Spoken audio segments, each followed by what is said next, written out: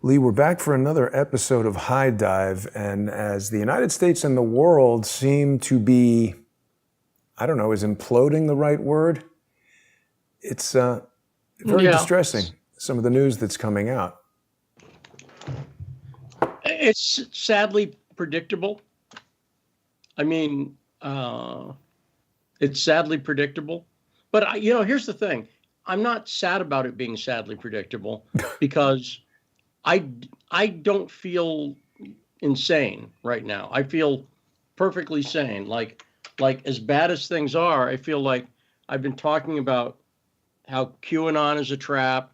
It's a setup. I've been saying all this stuff that they were saying was going to happen wasn't going to happen. I've had people on my Twitter feed for 2 months now saying, no, Trump's going to be inaugurated. It's absolutely going to happen. I've been like, it won't be. And furthermore, I've been saying to them, I'll bet you $100, and nobody's taking me up on that. And the only people I ask to do that are the people who are just like, no, he's going to do it absolutely. And I'm like, well, okay, let's put your money where your mouth is. And so I would feel more screwed up if I'd been pushing this junk, Right. and not trying to warn people about it. So there's stuff going on, like with my friend Andrii Telizhenko, that is horrible, but also I'm shocked by it, but I'm not totally surprised by it. And we'll talk about that in a second. The people who, I'll tell you what it is. The people who I've been saying are the bad guys are, yes. And they've proven it. And this Andrii Telizhenko thing is horrible because he's a friend of mine. He's a personal friend of mine now. I got to know him through this story, but I came to love and admire him because he's one of the bravest people I know. And he has been absolutely screwed by the U.S. government and the Trump administration, not Donald Trump himself. We'll go over it. Not Donald Trump, but Mnuchin and Pompeo, the two people I've been pointing out. Mnuchin's a former Soros business partner. Pompeo headed the CIA and did nothing good there.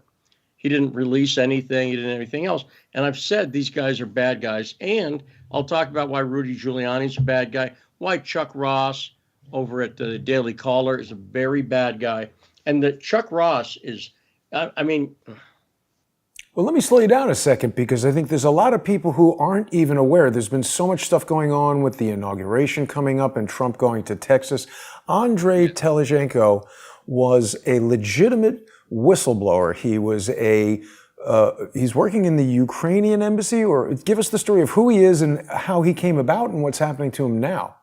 Okay, and this is a big deal, and I'm just going to tell people, focus on this, because I've been talking about it for about 4 years now. Yeah. And I've talked to you about it many times. Mm-hmm. And I'm going to tell people again how to find this article. Focus on this story. This tells you what's really happening. And it's a lot of the other stuff that you're being distracted by are distractions. That's what they are. They're designed to trick and fool you. So, a little less than 4 years ago. Well, let me put it this way. Let's go to the story first. Exactly 4 years ago to the day, Politico wrote a piece called, Did Ukraine Attempt to Sabotage Trump Campaign Backfire? Something like that. If you type in Ukraine attempt backfire sabotage Trump, you'll find it. And it's on Politico and it's written by a guy named Ken Vogel. Now, this article here is what everybody needs to read to understand why it's so frightening what your country did, what the United States of America did yesterday. Country. Yeah. So, yeah. So mine too. I'm not just saying. Yeah. So this article, if you read it, is a very well-reported article that points out the DNC was collaborating with the government of Ukraine to interfere in the 2016 election. Now, when I say it's a well-reported article, sometimes you don't get the people involved to go on the record. In fact, a lot of citizen journalism is people writing about stuff, and they've never talked to the people. They're conjecturing based on stuff they've read online. Me, I don't do that. So I read this article and it outlined how a DNC operative named Alexander Chalupa went to the Ukrainian embassy and said to a guy named Andrii Telizhenko, who worked there, who was a diplomat. Andrei was a diplomat, and I'll talk about how he got there. And she said, I want you to not work with the Trump campaign, and I want you to collaborate with the Clinton campaign to look up dirt on Paul Manafort and Donald Trump. Now, she did this in March, April of 2016. And I've got more data on that, but let's just talk about what the Politico article talks about. So the reporter, Ken Vogel, who I called when I read this story, and I said, Ken, do you stand by this story? He said, yes, I do. So he stood by it. You'll notice it's not retracted. Politico might take it down at some point. So everybody really should grab the article and read it now because of what happened yesterday to Andrei. So Andrei was a diplomat. He's a loyal Ukrainian. He, because I work for Radio Sputnik, has never been on my show because he doesn't like Russia. Wow. And that's important. Keep that in mind. So he refused to come on the show because he dislikes Russia that much? Yes. And when I reported about him, I said he's a loyal Ukrainian who, because he during the Maidan in the revolution in 2013 and 2014, he was one of the people out on Maidan Square. He was part of something called the Auto Maidan, which is where they had cars. But when shootings started, he had friends die in his arms with their brains splattered on him. And let's help people understand that, Lee, because this was not some war. This was very similar to what was going on in a sense to what was going on in Washington, D.C. last week. It was a bunch of people who were there to protest. Yes, that is exactly right. That is exactly right. And that's what I've been seeing since I first started. When I saw the Women's March, that's when I moved to Washington, D.C., because I'm like, okay, it's on. This is happening. So, Color Revolution. Andrei, if you read that article, Andrei says this happened, and so does the woman who talked to him, Alexander Chalupa, Ali Chalupa. Now, is it conjecture that Ali Chalupa was working with Ukrainians to work against Trump? No, it's not. And one of the reasons we know it's not conjecture, if you type in WikiLeaks, Ali, like Muhammad Ali, that's her short for Alexandra, Ali Chalupa, like the delicious Taco Bell treat. If you type that in, you will find the email that she sent, and this was listed in that Politico article. This is the email, which she not only does not deny writing, but she's talked about it in a podcast that her sister does called Gaslit Nation. Oh, yeah, so, right. Here's the story. What was the interference in the 2016 election? You're looking at it. It was the Ukrainian government working with the DNC, and they were concocting the story that became Russiagate. They were literally concocting it. Now, I have new material that I just got in the past week that I've been talking about this story for close to 4 years now. I found this years ago, and as soon as I did, I ran down the story. I eventually got Andrei to talk to me. He did an interview with me, and I went over his background, I went over his history, and for about 2 years, nobody else was talking about Ukraine and the DNC collusion. Nobody else. And I had nailed this story. I talked to the place that she mentions in there, the Open World Leadership Center, Soros funded.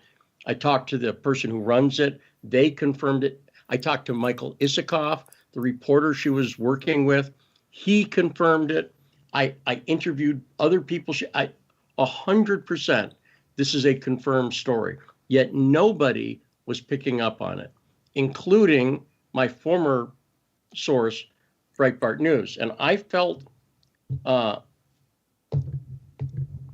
very frustrated because I could see that this story solves the mystery of Russiagate. It's a big key to it.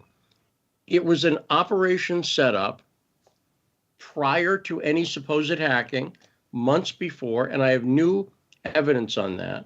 And I could see it was being buried and not being covered. Furthermore, I wrote to Steve Bannon and I told him about this article that came out 4 years ago to this day, and Bannon was ignoring me. Now I know why. Because this story, which would have kept Trump from being impeached, right? Mm-hmm. If Breitbart, for instance, had put its muscle behind it, what I mean by that is their readership. Yeah. The only guy who went, so Andrei, after about a year, started talking to me, and he and his family. This is why I say I respect and love him. He and his family had to flee Ukraine. They literally had to flee for their lives because Poroshenko, and by the way, Biden was right in the middle of this. When Biden read that article, that political article, he went to Ukraine and he talked to Poroshenko and he threw the article down. He said, "What the fuck is this?" And then Petro Poroshenko called Andrei into his office. And I know this because I've seen Petro Poroshenko's phone number and everything else. There's not a question Andrei was a diplomat. There's not a question that he was called on the carpet by Poroshenko. There's not a question that Chalupa met with him. It's all there. There's no conjecture here. All there. And I noticed that what was happening was a zillion other stories, all bullshit, were being pushed by people like Bannon, like Cernovich, people who work with him, like Cernovich, like Posobiec, and they were not giving any air to this, none.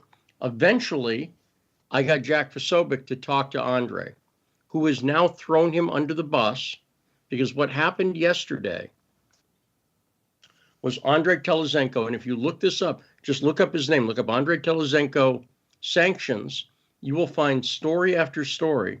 Yesterday, the U.S. State Department and the Treasury Department sanctioned Andrei. Personally Sanctioned him. And what does that mean exactly? Have they done that to many people? It's like Gaddafi. He can't come into the country, which means he can't testify. I mean, he can do it on Zoom or whatever. They've frozen money, okay? And they're doing it to discredit him. And they said he's part of a Russian disinformation campaign. And if you read that, they don't name one thing he said that's wrong. Now, Andrei was in the country about 6 months ago. He was talking to Rudy Giuliani. He was talking to people like Ron Johnson. And he was being smeared by people like Ron Wyden, the senator from Oregon, Democrat, who said he's an agent of Russian disinformation. He doesn't like Russia at all in any way. It's a point of contention between he and I sometimes, although think about this. Think about how frustrating it must be for him that the only person telling the truth on this works for Sputnik. It's made him nuts. Rudy Giuliani. They're saying he's a Russian agent. It's like, people need to realize Russia and Ukraine are two separate countries. I mean, this is like saying you're a Canadian or a Mexican or a Chinese something. So why are they doing that? To discredit it. And what they're saying is that Russia interfered in the election against Biden. So Mnuchin and Pompeo are trying to stop Russian interference against Biden. Ooh. That's what they're trying to stop. And nobody seems to understand this. Nobody seems to get this. And now that as I've been trying to tell this story, people have been reading Q droppings and saying there's a plan and saying droppings. Q was specifically saying trust Kansas. That's Pompeo. They were specifically telling you to trust Pompeo. Q was an operation designed to keep people passive, stupid, and looking in the wrong direction. And may I just add one thing, Lee? I think it was designed to identify people who are into collectivism, blind following, not able to think for themselves, just to identify the most gullible people that could be targeted at an event like what we saw last Wednesday. Yes, that's exactly right. But it's also perpetuated, keeping them stupid, because the whole method of Q is absurd. The whole idea that if some people don't like anonymous sources, I understand why you get. As a journalist, I've had to use anonymous sources because people are afraid. Let's say they're a whistleblower. Yes. They don't want to come out and say this. But you know what? As a journalist, but I've never said, I have a source and, oh, let me give you clues to show you that the source is real. I know who the source is. And when I've worked with editors, I said, here's who my source is. And they knew. So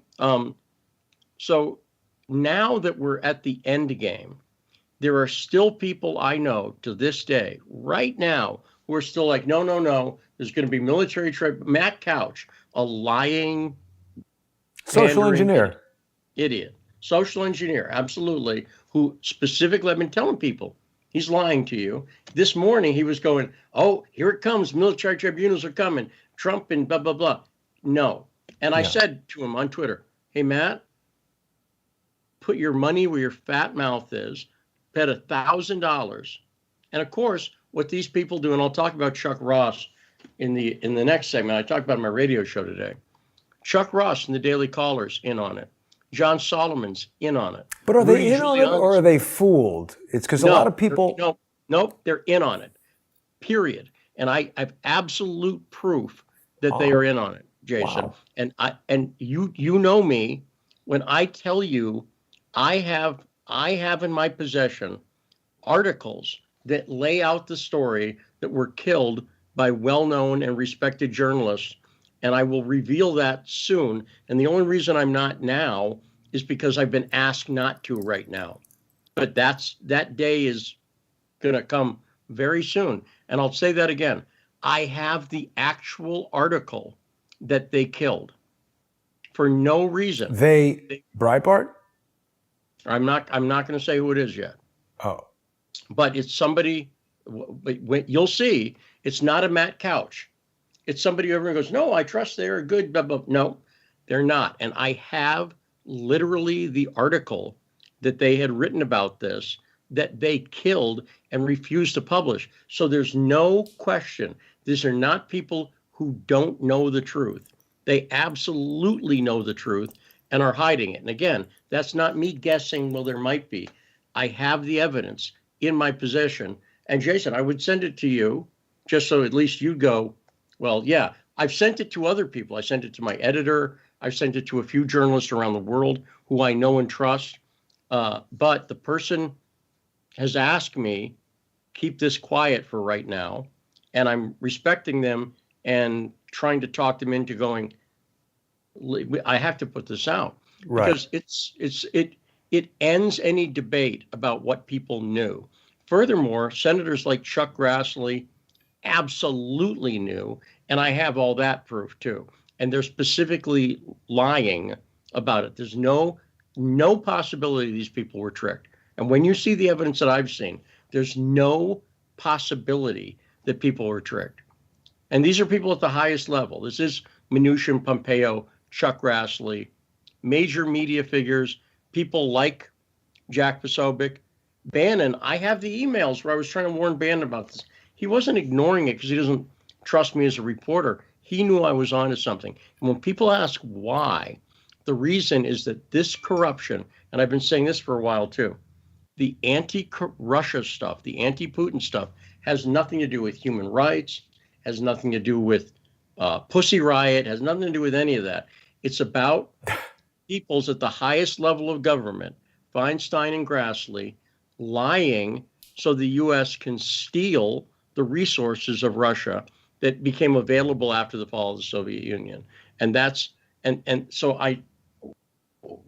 one of the reasons again, Andrei is now once again in hiding. I don't know where he is. Wow. They pulled his visa 6 months ago in September. He was living in Washington, D.C., wasn't he? I mean, you were interviewing him in hotels and He was stuff around coming D.C. in a and few out of years Russia. ago. Yeah, I've never been to Ukraine. I've never been to Right. Russia. So he was coming into D.C. He can't even come into the country now. He can't go Wow. into Canada. Wow. He was raised in Canada.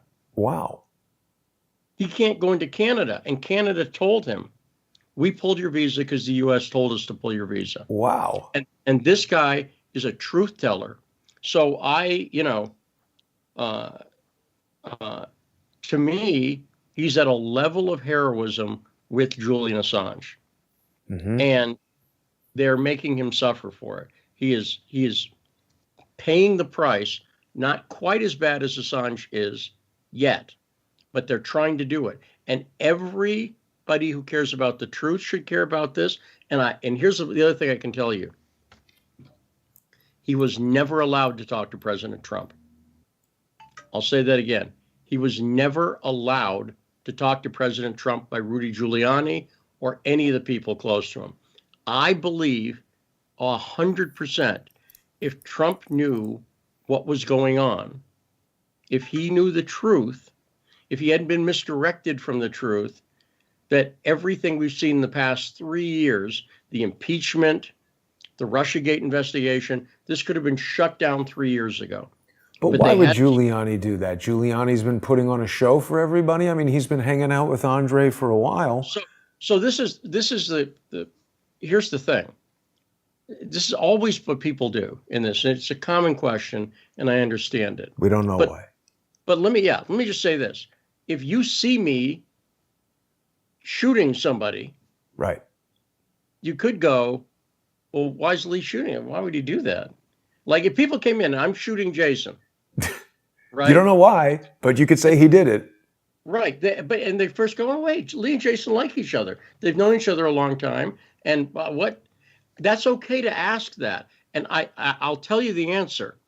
But what happens is there is a reason.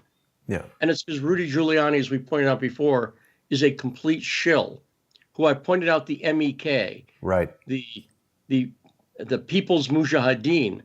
Rudy does stuff for money, and Rudy is scared right now. Rudy is desperately scared because he knows they're targeting him. Furthermore, I'll tell you this. See, the problem is I can't get inside Rudy's heart. So what I know is with people like Chuck Ross or some of these other people, or Matt Couch, as I mentioned before, is a really low level, or Dan Bongino, I don't know what motivates them. Is it money? Is it power? Is it blackmail? Is it ideology? I don't know. There's a lot of things it could be, but I can tell you it could be, but I can tell you for sure that's the way they're acting, and no one can deny that. So as soon as people go, no, wait a second, why would Rudy do that? That's a valid question to ask, but it's only a valid question. The first question is, did he do it? Did Rudy Giuliani have this information and keep it from President Trump? And the answer is yes. Rudy Giuliani was in a position to introduce Andrii Telizhenko, who was testifying to the Senate, to Trump. Andrei wanted it, and Rudy never did it, ever. And Rudy knows that Andrei's telling the truth. So why didn't he do that? Why? Maybe he thought it would, whatever. I know the FBI has been asking Andrei about me, and I know that the same way Roger Stone told me the FBI was asking about me. And really? Again, absolutely, yes. So this isn't academic. This isn't academic. I 100% believe if I wasn't working for Sputnik and allowed to tell as much truth as I can, even now when I'm holding back a little bit, but I've given it to other journalists, I've given it to other people, I'm not hiding anything, that therefore by the grace of God go I, they would love to indict me or whatever, but the danger of them doing that is it puts light on me. And I've been out there talking so much for so long that I think if something happened to me like that, a lot of people would go, wait a second. Lee was saying, and then they'd go over all the material that's proven. Like I say, there's not a single point in any of this that anything I've said that I can't point to and go, yep, here it is. And even the stuff I'm not showing you, when I'm able to bring it out in the next few weeks, you'll have no doubt about it whatsoever. And Now, if I let me sent pause you you a second, Lee, because we've got Yeah. a lot to discuss on this, but we are Yes. out of time right now with this YouTube lead-in segment, and I put a tweet about this out yesterday, but Twitter's kind of a mess, so I haven't been on there today. The social engineers continue to try to destroy Crowdsource the Truth, and the main Jason Goodman channel has been disabled once again. So people are going to be able to see the sponsor-exclusive segment of High Dive coming up right now on patreon.com/Stranahan, subscribestar.com/crowdsourcethetruth, and patreon.com/crowdsourcethetruth. I'm not exaggerating when I say they're trying to destroy this. What happened last night, I don't want to go into too many details. I'm trying to unwind it, but there's no live streaming on the main channel. So you're going to want to join us on Patreon and Subscribestar. We're going to carry on with the in-depth conversation about Andrii Telizhenko, Ukraine Gate, Rudy Giuliani, and all of this stuff with Lee Stranahan in just 3 minutes. So join us over there. We'll see everybody. Thanks for tuning in.